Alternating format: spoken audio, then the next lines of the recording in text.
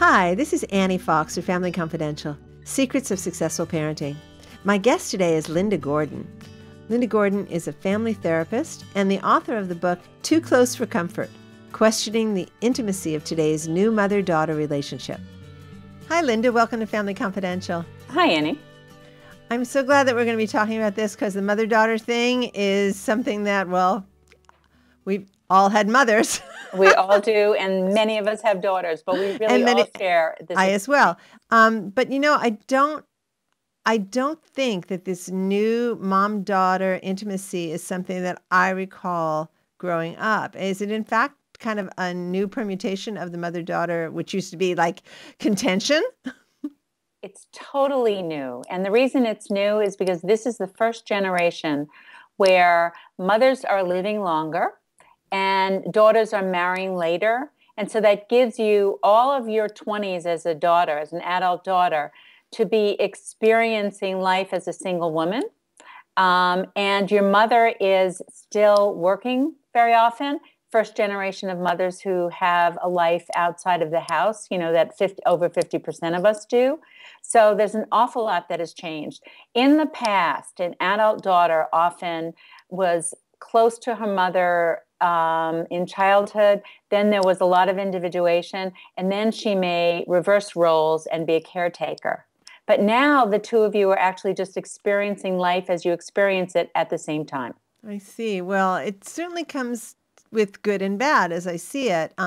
Or in the case of the way you describe things in your book, there's kind of an overreaching and a blurring of boundaries that, well, just to give you a bit of background, I've been on the receiving end of email from mostly tween girls and teen girls for the last 18 years. And a lot of what comes up for them in their emails to me is the fact that their mothers seem to be in their space an awful lot at the time when they are wanting less of that. Now, I know part of that is normal during the teen years, but we're talking about young adult daughters in your book.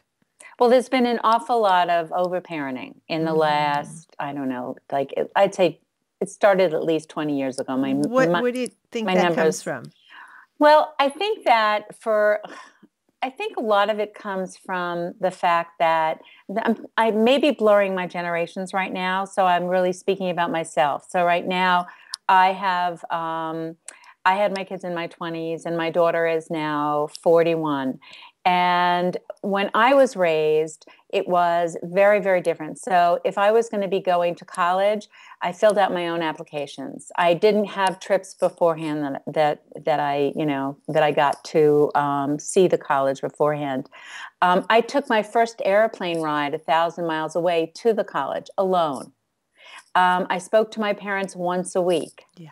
So when I raised my children and the generation after me, we were absolutely acting, I think, somewhat in reaction to our own childhood, and we were very involved. Plus, a lot of us were part of the counterculture revolution. We were much more laissez-faire. We were pretty flexible with our kids.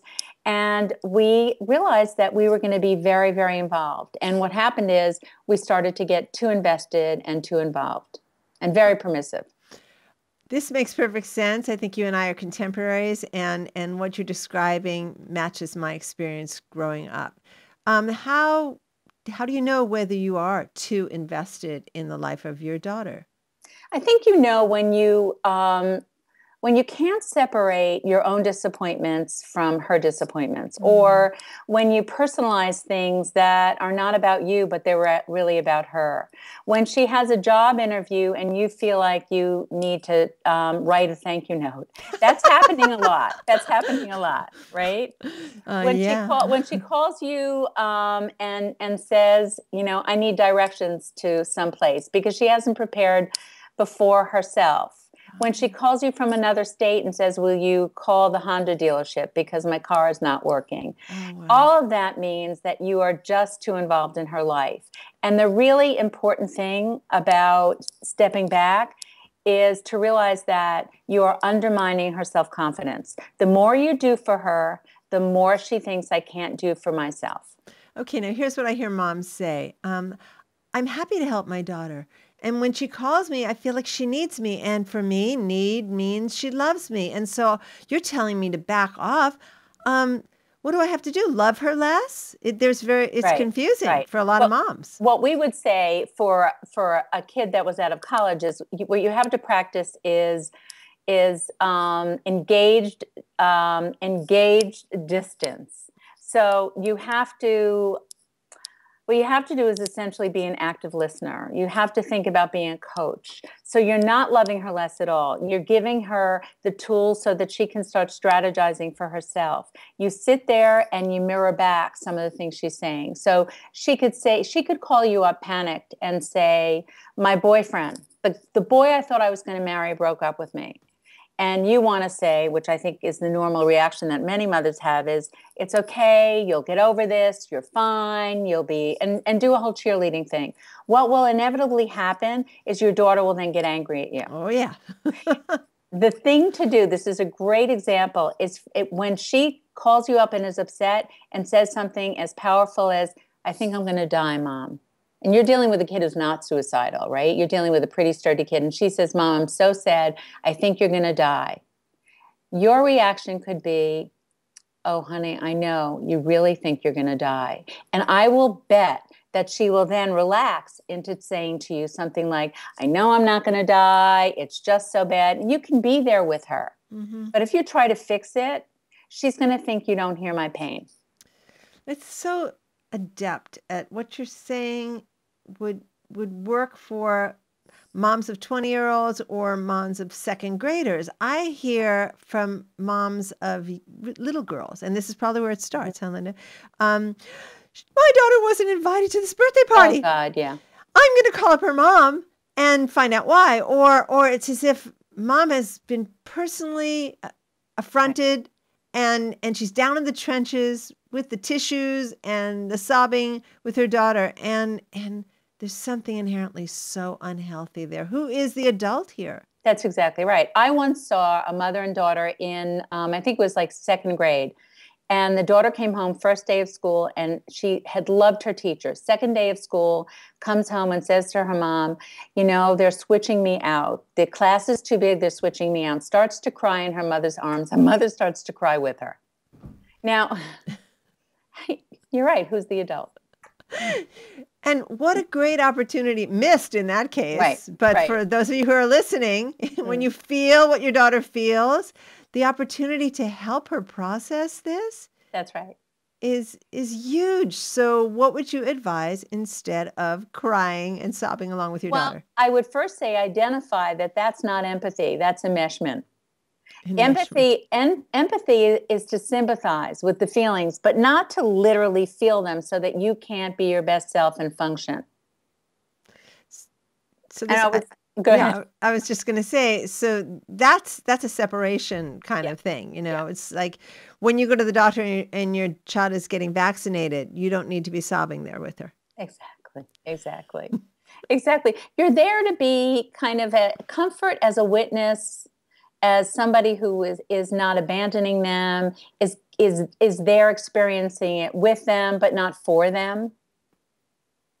They need to experience some of the rough edges of life. I mean, we're calling this grit these days, and it certainly seems that when we get down in the trenches with our daughter and feel the agony as she feels it, and we probably think, okay, we're helping, but we're not helping. Well, I was just thinking of all the mindfulness training that is going on right now that is so helpful. And that's exactly what you're describing, is teaching your children to be able to notice the uncomfortable feelings and know that they will not destroy them. So sit with them. It's kind of like a vote of confidence that mom is giving a daughter by recognizing, okay, you know, this is sad, this is disappointing. And it's all about attitude, isn't it? It's like, oh God, yeah. Yes. But what if mom doesn't feel very self-confident in her own life? That's a challenge, isn't it? That's a real challenge. And I think that if she can be aware of that there's a lot of places for her to go get support. And she can get support from other mothers, from parenting classes, from therapists if it's really troubling them. There's lots of support out there, but it's really important to be able to acknowledge it.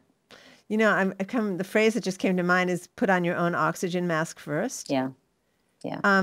And it's so interesting how muddled it has gotten in the minds of a lot of moms that good parenting is this overreaching, as you say.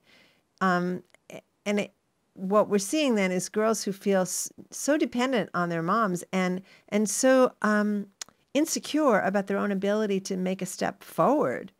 That's right. That's right. And what's interesting is that you'll find that there are some articles where the mother and the daughter are celebrating the idea that my mother is my best friend because the separation's not happening. And it's impossible. You can't. I mean, what I like to say is you would jump in front of a truck to save your daughter. For your friend, you'd call 911. It's not appropriate. Very different. Yes, it's really great. And yet this idea, there's pride involved. My daughter and I are best friends. Right. And sometimes I hear it from dads. I hear it from dads who are feeling estranged from their daughters and say, there's no room for me in this relationship because my wife or my ex-wife and my daughter are best friends. I know that you write about the mom-daughter relationship, but do you have any advice for dads? I do, because I think that if you talk about women's self-esteem, the women who were in the workforce the generation before so many of us were, if you listen to their stories, they all talk about close relationships with their fathers. Because their fathers essentially gave them the ability to believe that they could go out in the world and make something of themselves and do something. So fathers have such an important role, partly because fathers don't see themselves replicated in their daughters. They have a natural separation which can give them a great amount of wisdom. And that is really helpful.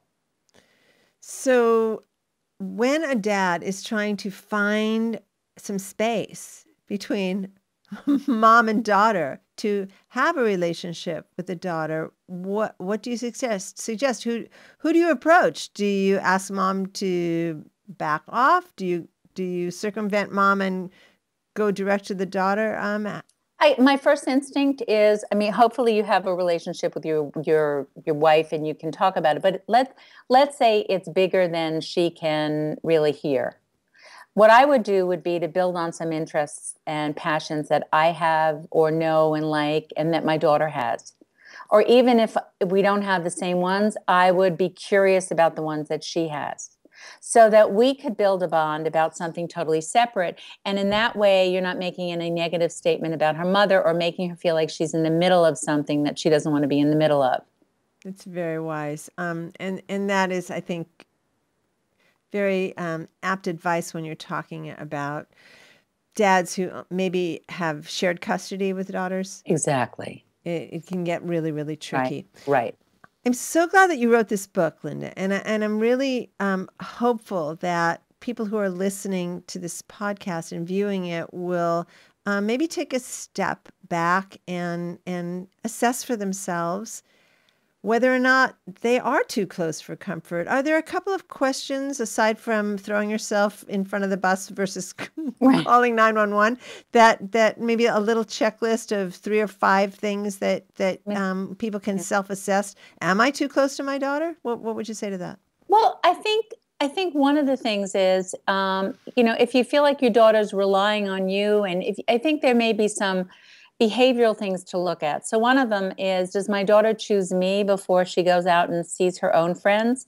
If she has a problem, does she have other friends to call, or is it only me? Do we wear the same clothing? I mean, like, are we too invested, right? Are we too invested in looking alike? Do I share things that are not appropriate with my daughter? Is she sharing things with me that's actually too much information? If she did 5 shots last night and slept at some guy's house, I don't want to know that.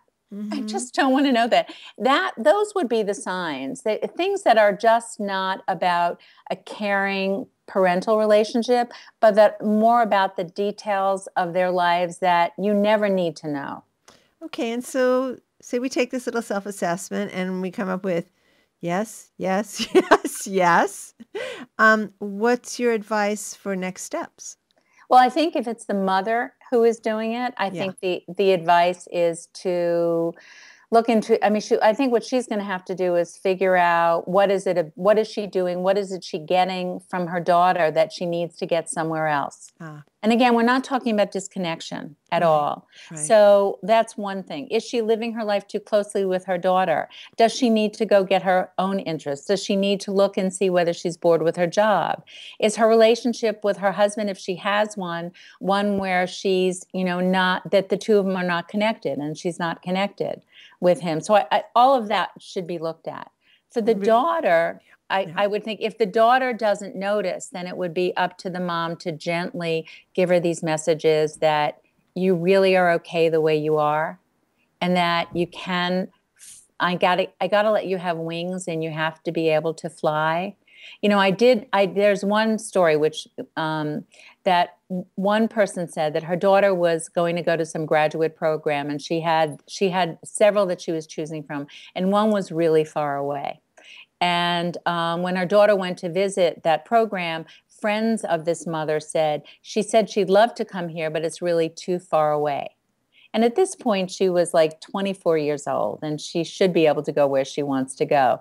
And the mother heard that, and the mother said, honey, I got to give you wings. You have to take wings. You got to take flight. You can always come back, and I'm always here for you, but you cannot limit your life choices because of this. And that was perfect. That's great. And did she go to that school far away? She did. Yay. She did.